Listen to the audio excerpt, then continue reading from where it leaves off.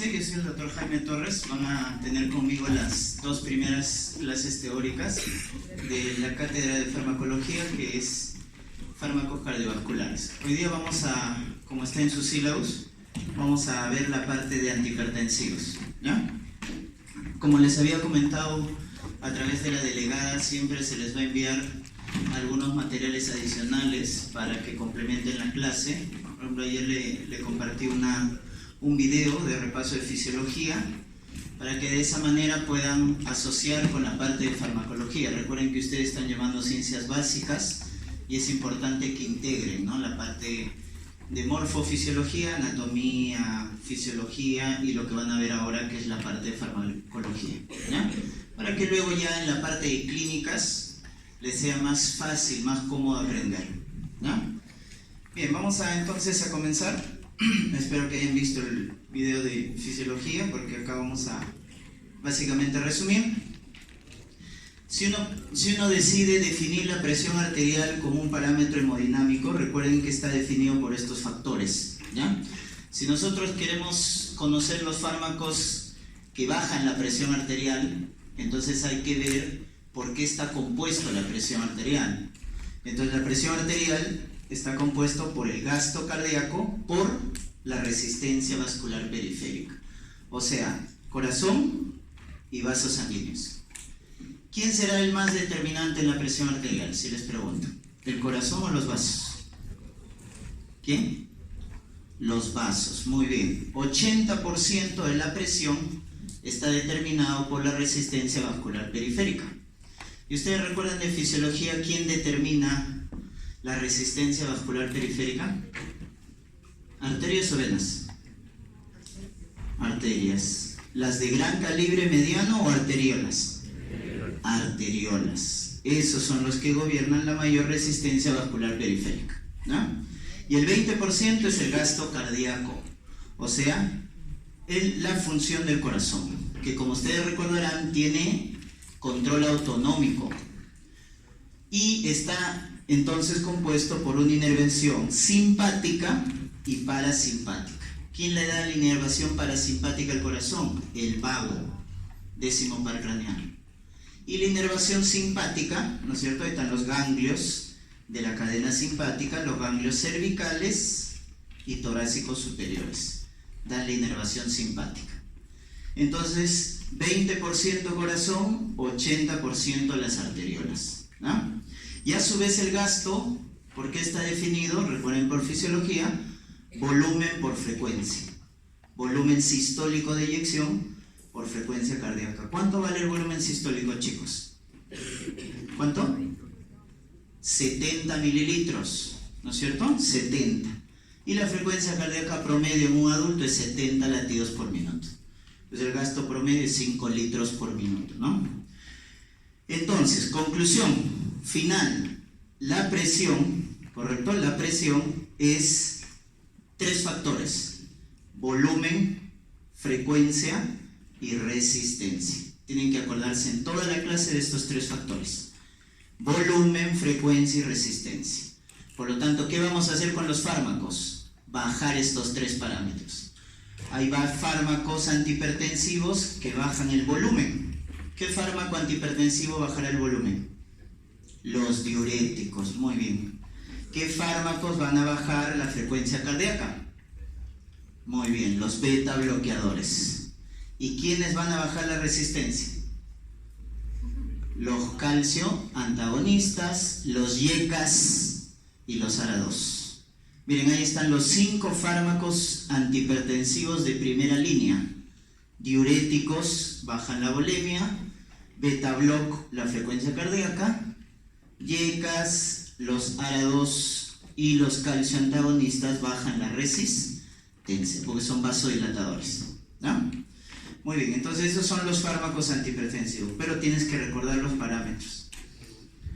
Vamos a hablar más adelante de los beta bloqueadores, entonces es importante recordar los receptores adrenérgicos. Tenemos alfa y beta, ¿no? Está alfa 1, alfa 2. El alfa 1 está en los vasos sanguíneos, en el músculo liso de los vasos sanguíneos. Ahí está. ¿Y qué hace el alfa 1 cuando es estimulado por las catecolaminas?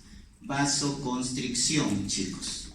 Baja el calibre de los vasos sanguíneos.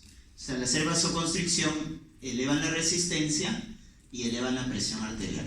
¿Ya? Entonces, el estímulo del alfa-1 hace vasoconstricción. Ya recuerden también en la parte del sistema urinario, ¿no? Contrae el esfínter uretral, por eso hace retención urinaria, ¿no? Y abre la pupila, hace midriasis. ¿Quién es el antagónico del alfa-1? El beta-2. Porque el beta-2 también está en los vasos y miren lo que hace. Lo contrario, vasodilatación, ¿no?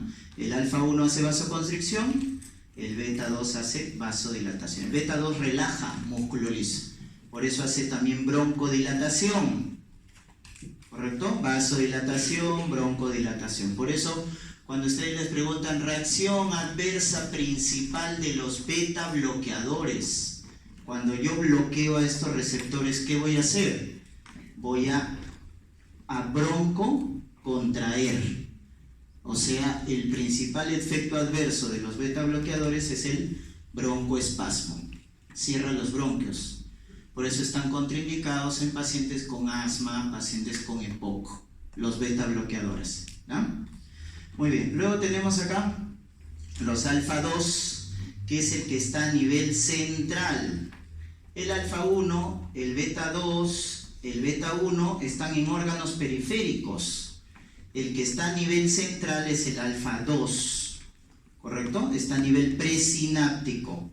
Por eso vamos a ver algunos antihipertensivos que actúan en el alfa-2, se les llama antihipertensivos de acción central. ¿Por qué de acción central? Porque el alfa-2 está a nivel presináptico. ¿Ya? ¿Y qué es lo que hace el alfa-2? Miren, inhibe la liberación de noradrenalina. Entonces, cuando se activa el tono simpático, ¿no es cierto? Cuando nos estresamos, sentimos estrés agudo, el tono simpático se activa y se libera gran cantidad de noradrenalina. Y la noradrenalina, ¿qué es lo que va a hacer con el alfa-1? Vasoconstricción. Pero si tú liberas mucha noradrenalina, vas a elevar mucho tu presión arterial. Tiene que haber un control. ¿Quién es el que da el control? El alfa-2 es el que da el control. Entonces, cuando hay ya mucha noradrenalina, el alfa-2, ¿qué es lo que hace? Cierra la liberación. Inhibe la liberación de noradrenalina. O sea, el alfa-2 es el que regula, el que pone el stop, ¿ya? El que controla. Muy bien. ¿Y el beta-1? ¿Dónde está el beta-1? Corazón, riñón. ¿Qué hace en el corazón el beta-1? Eleva la frecuencia cardíaca, eleva la fuerza de contracción. ¿Y qué hace el beta-1 en el riñón? Eleva la secreción de renina. Eleva la secreción de renina. Entonces activa el sistema renina, angiotensina, aldosterona. Entonces recuerden, el beta-1 activa la función cardíaca y activa el sistema renina, angiotensina, aldosterona. ¿No, chicos? Muy bien. Entonces esos receptores es importante porque vamos a hablar de los beta bloqueadores, vamos a hablar de los agonistas alfa o antagonistas alfa-1, agonistas alfa-2. Acá podemos recordar 3 antihipertensivos. Beta bloqueadores van a bloquear estos receptores. Los bloqueadores alfa-1 también son antihipertensivos, porque si yo bloqueo al alfa-1, ¿qué estoy bloqueando? La vasoconstricción. ¿Y al alfa-2 lo vas a bloquear o lo vas a activar para bajar la presión arterial? ¿Bloquear? Activar. No lo bloqueo. Si lo bloqueas, estás bloqueando su función, que es inhibir la liberación de noradrenalina. Lo que tienes que hacer es estimular al alfa-2, o sea, agonista alfa-2. Porque si yo estimulo al alfa-2, ya no se libera noradrenalina. Y si no hay noradrenalina, ya no se eleva la presión arterial. ¿Estamos? Entonces, beta bloqueadores, bloqueadores alfa-1 y agonistas alfa-2. Ahí están 3 antihipertensivos. ¿Estamos? Muy bien. Esto de acá es la regulación a corto plazo, recuerden, de la presión arterial. ¿Quién lo da? La inervación autonómica, ¿no? Esto de acá, el seno carotidio y el seno aórtico, ¿no? Que están ubicados acá. Acá está, miren, el callado de la aorta. Y ahí está ubicado el seno aórtico, ¿ya? Y acá el seno carotidio, ¿no? Ambos están o tienen inervación, recuerden, por paros craneales. El noveno para el seno carotidio y el vago para el seno aórtico, ¿no? Entonces, ¿qué hacen estos pares craneales? Cuando, chicos, se eleva la presión arterial, el primero en regular esa elevación de presión arterial súbita son los varoreceptores. Entonces, cuando se eleva la presión, el seno aórtico a través del vago lleva el estímulo al bulbo raquídeo. Y el seno carotidio, a través del glosofaringio, noveno par, lleva ese estímulo hacia el bulbo raquídeo. Entonces, cuando se estimulan los dos senos, los dos varoreceptores, a través de los pares craneales, van al bulbo raquídeo. Recuerden por neurología, en el bulbo raquídeo está el núcleo del tracto solitario, que es un núcleo sensitivo, que lo que va a hacer es, miren lo que va a hacer cuando se activa, cuando está elevada la presión arterial, se activa este núcleo. ¿Y qué es lo que va a hacer este núcleo? Va a estimular la inervación parasimpática y va a inhibir la inervación simpática. Y tú te recuerdas que el simpático eleva la función cardíaca, el parasimpático deprime la función cardíaca. Entonces, lo que está haciendo el bulbo, como está elevado la presión arterial, al estimular el parasimpático, baja la frecuencia cardíaca, baja la fuerza de contracción, con lo cual baja la presión arterial, ¿ya? Entonces, si ustedes estimulan el seno carotidio, ¿no? Y eso se hace en la práctica clínica, cuando un paciente tiene taquicardia o tiene elevación de presión arterial y uno estimula el seno carotidio, ¿qué es lo que va a hacer? Al estimular el seno carotidio, manda la información al bulbo, y el bulbo, ¿qué hace? Estimula el parasimpático y va a bajar de esa manera la presión arterial y la frecuencia cardíaca, ¿ya? En cambio, por el otro lado, bloquea al simpático. Entonces, al bloquear el simpático ya no puede activar al corazón, ¿no? Entonces, esa es la función de los varoreceptores. Por eso regulan a corto plazo, porque esta regulación en segundos. Pero hay una innervación a largo plazo que es la más importante, ¿ya? Que es lo que vamos a estudiar en la parte de hipertensión arterial, porque esta regulación a largo plazo, ¿no?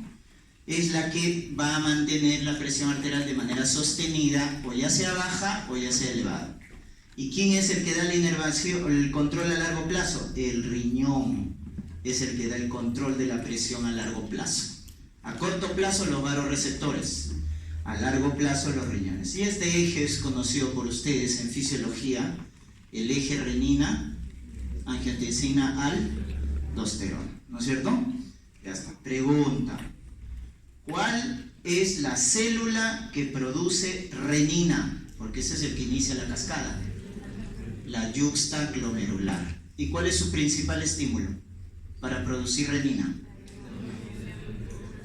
La hipoperfusión de la arteriola aferente. Muy bien, los que han visto el video, entonces han recordado que el principal estímulo para las células yuxtaglomerulares, miren, que están adyacentes a la arteriola aferente, es la hipoperfusión justamente de la arteriola aferente, o sea, la hipoperfusión del riñón.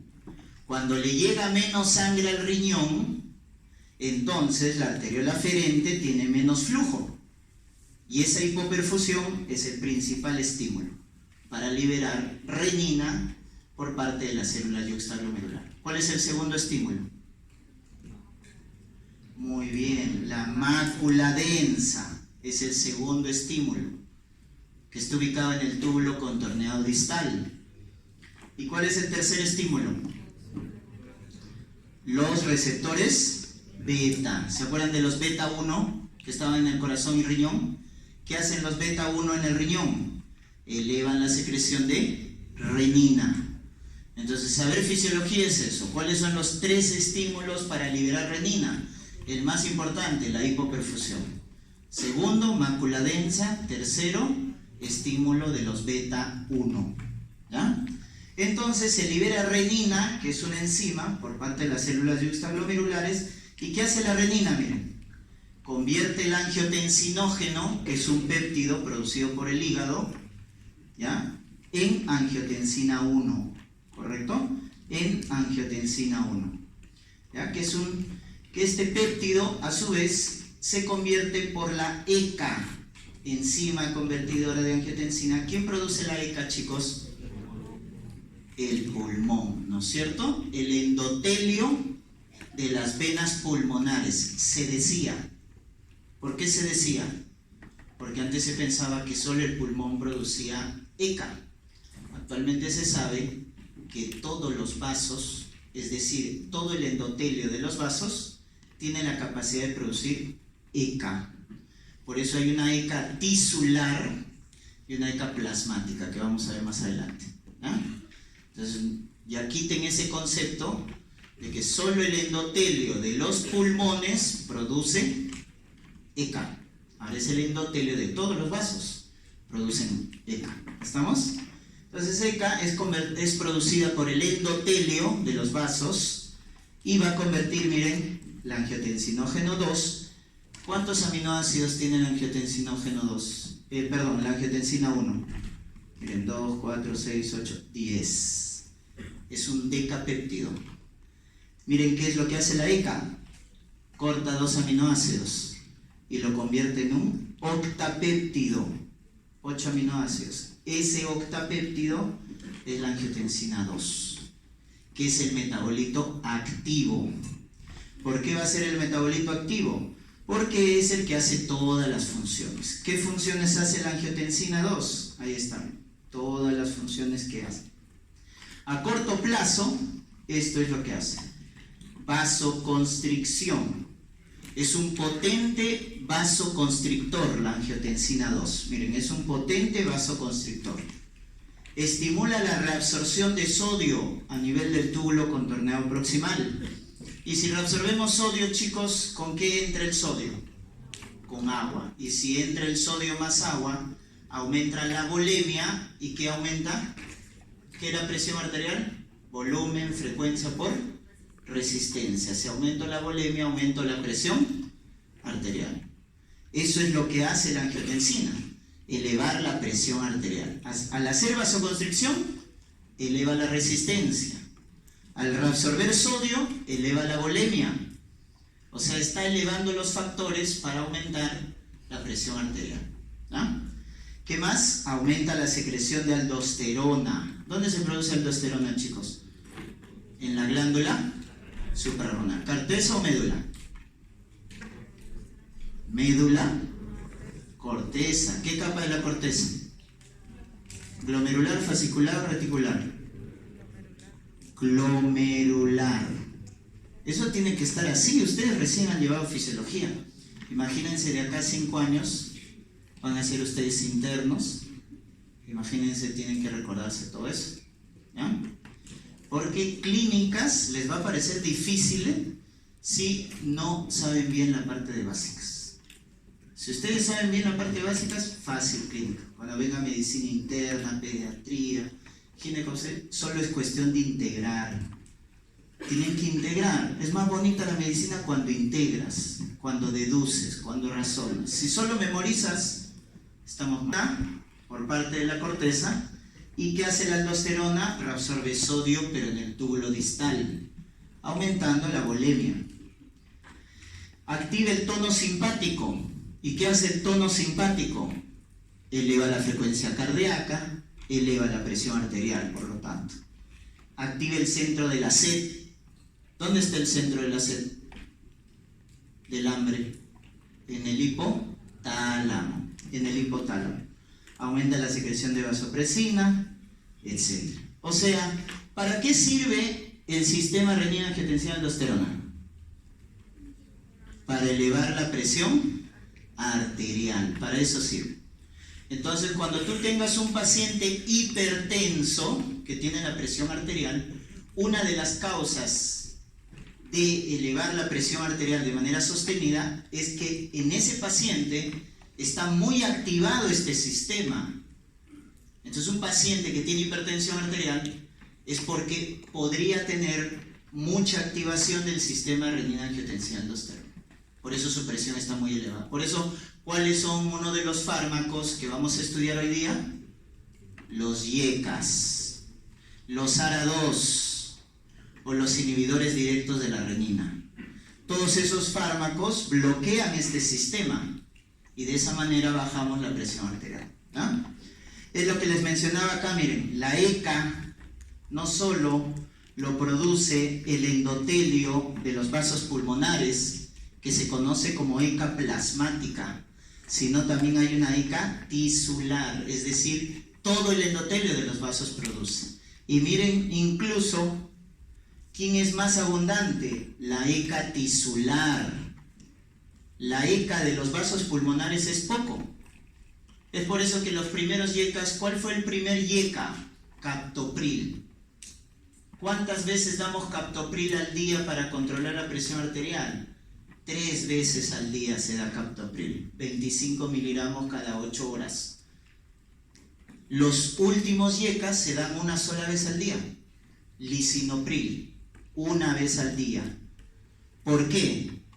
Porque captopril inhibe principalmente la ECA de los pulmones. En cambio, el lisinopril eleva la ECA o inhibe a la ECA tisular. Entonces, el lisinopril, al inhibir a la ECA tisular, tiene más control de la presión arterial. Por eso se da solo una vez al día. Es una de las razones por qué el lisinopril tiene mejor control, a diferencia de los primeros YECAs, que fueron el captopril o el enalapril, que vamos a ver, ¿ya? Esa es la explicación. Es importante que recuerden, nosotros hemos visto este sistema, ¿no? Renina, angiotensina, aldosterona, y acá participa la ECA, activando la angiotensina 2. Y la angiotensina 2 hemos dicho que hace todas estas funciones para elevar la presión arterial. Pero ¿a través de qué receptor eleva la presión arterial? Este es el receptor malo, le vamos a llamar así. El malo es el AT1, porque el AT1 hace todo esto, elevar la presión. Y este es el peor efecto que hace la angiotensina 2 a través de su receptor AT1. Un trabalenguas, ¿no? Angiotensina 2 a través de su receptor AT1. ¿Cuál es el peor efecto? Miren, ¿qué hace? Hipertrofia del corazón, fibrosis, o sea, hace un remodelado del corazón. ¿Y eso a qué lleva? A la falla cardíaca. Un hipertenso, a la larga, ¿qué produce con su corazón? Cuando un paciente tiene hipertensión arterial, hipertrofia al corazón. Y el paciente se muere. Esa es la secuencia. Hipertensión, hipertrofia del corazón y se muere de un infarto o una arritmia. ¿Estamos? Entonces el peor efecto que tiene la angiotensina 2 es esto, el remodelado cardíaco, hipertrofia, fibrosis. Por eso se dice que el malo es el AT1, porque es el que hace todos estos efectos. ¿Quién es el bueno? El AT2. El receptor AT2 es el bueno. Porque hace todo lo contrario el AT2. Baja la presión, evita el remodelado, inhibe la secreción de aldosterona, etc. Es todo lo contrario. Todo lo contrario de acá, ¿ya? Entonces recuerden que el bueno es el receptor AT1, perdón, el malo es el receptor AT1 y el bueno es el AT2, ¿ya? Muy bien. Entonces, ¿cuáles son los blancos terapéuticos acá? Para bloquear este sistema que eleva la presión arterial. Este es un primer blanco terapéutico. Inhibidor directo de la renina. Inhibimos directamente a la renina. ¿Alguien ha leído quién es el inhibidor directo de la renina? ¿Quién? Alisquiren. Creo que sí lo dijiste. Alisquiren, ¿correcto? Tienen que venir leyendo, ese es otro consejo que les doy.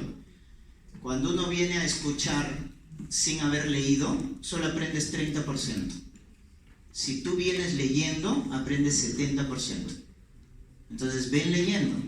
No esperes a que recién aprendas acá. Porque esto ya está dicho, está en todos los libros, etc. Yo solo les estoy resumiendo lo más importante, ¿ya? El inhibidor directo de la renina es alisquiren, así se llama. Eso es un blanco terapéutico. El que más conocemos, y siempre van a escucharlo, los YECAs, ¿no es cierto? ¿Qué hacen los YECAs? Su nombre lo indica, inhibidores de la enzima convertidora de angiotensina, se inhibe acá.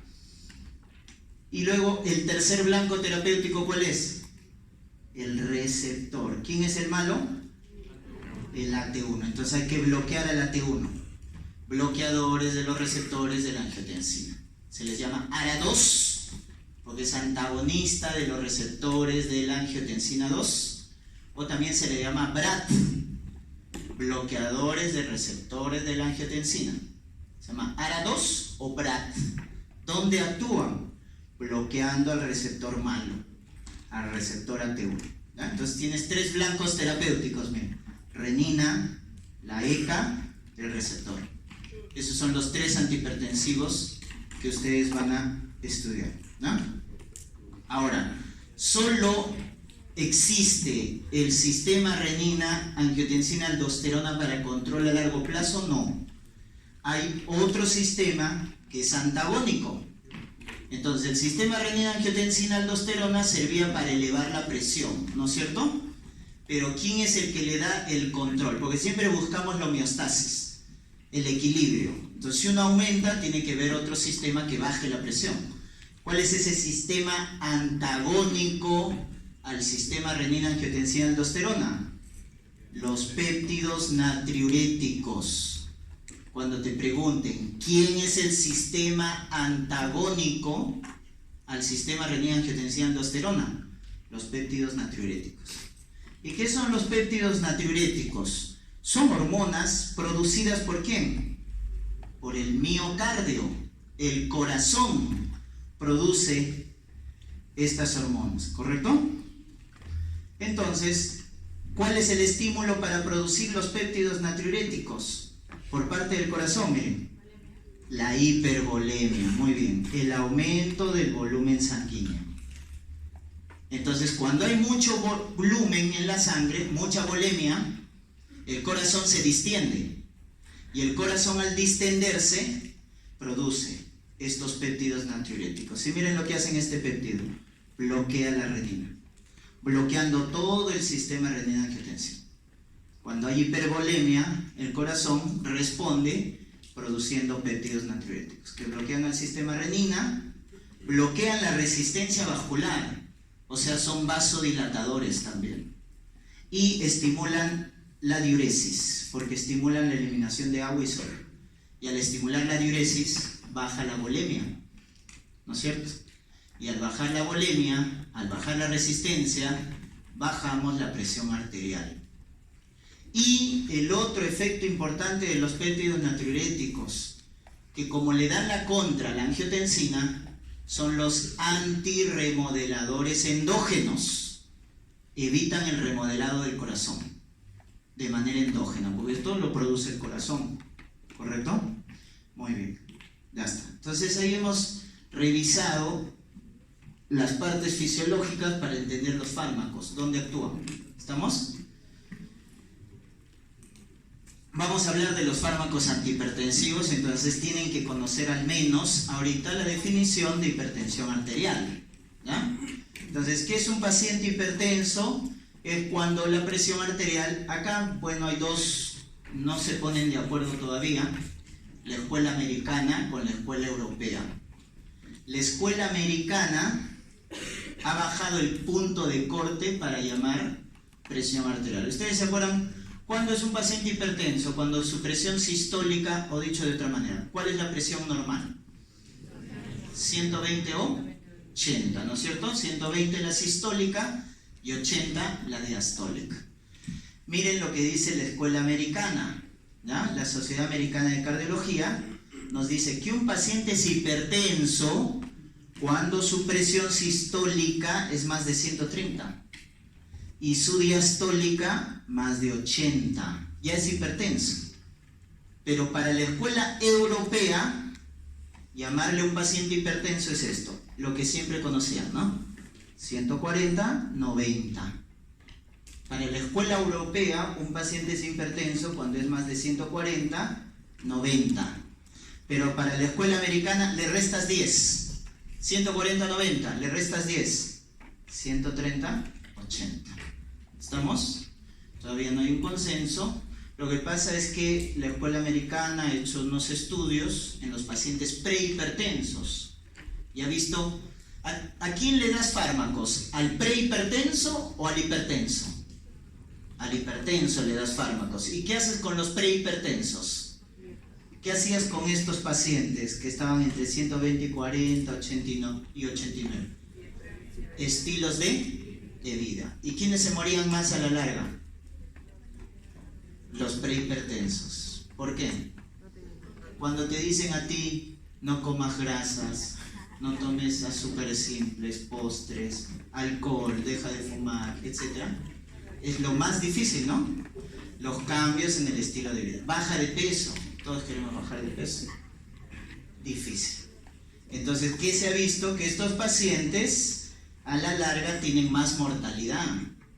Es por eso que la escuela americana baja el punto de corte. ¿Para qué? Para dar de forma más precoz fármacos. Pero hay controversias, etcétera, ¿no? De ese estudio. Pero ustedes deben conocer. Cuando les pregunten ¿quién es hipertenso? Ah, depende. La escuela americana, 130-80. La escuela europea, 140-90. ¿Ya? Muy bien. ¿Y por qué estudiamos la hipertensión? Porque genera mortalidad. Los pacientes hipertensos se mueren a largo plazo.